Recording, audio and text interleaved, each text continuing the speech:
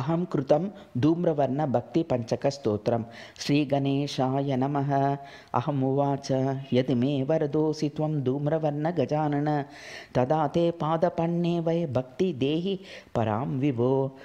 गानपत्यं कुरुष्व त्वं मां गणेशपरायणं गानप्रत्यप्रितं तात सदा सद्भावभाविकं स्थानं देहि तथा वृत्तिं योगक्षेमकरीं परां तत्रस्थस्त्वां भविष्यामि दासोऽहं ते गजानन।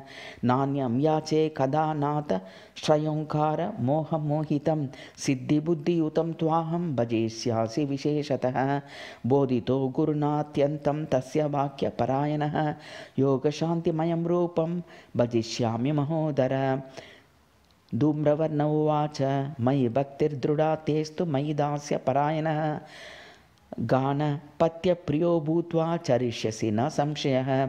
यत्रादौ मे महादैत्यपूजनं नैव विद्यते तत्र कर्मसु ते स्थानं भुङ्क्षु कर्मफलं महत्। कार्यादौ स्मरणं मे न तत्र त्वं स्तुतिरो भव आसुरेण स्वभावेन भ्रंशयस्व निरन्तरं। स्वपुरे गच्छ दैत्येन्द्र मद्भक्तान् रक्ष सर्वदा मदहङ्कृति संयुक्तान् कुरु त्वं नित्यमादरात्। यत्र मे स्मरणं चादौ पूजनं सर्वकर्मसु तत्र साधु स्वभावेन वर्तस्व तदहङ्कृतिः। गणेशभक्तिसंयुक्तो मदीयाहङ्कृतेर्धरः भविष्यसि न सन्देहो गच्छ गच्छ मदाज्ञया। श्रीशिव उवाच एवमुक्त्वा गणाधीशस्तमहं विररामहै प्रणम्य तमहङ्कारं ययो स्वनगरं मुदा। तादृशं तं परिज्ञाय दैत्येशा दुःखसंयुता त्यक्त्वा पातालगाः सर्वे बभूवुर्भयविह्वलाः।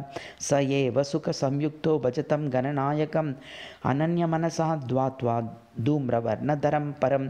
यथा जगाद विघ्नेशस्तथा चकार भावतः अहङ्कारसुरश्चैव शान्तरूपो बभूवः इति अहं कृतं धूम्रवर्णभक्तिपञ्चकस्तोत्रं सम्पूर्णम्।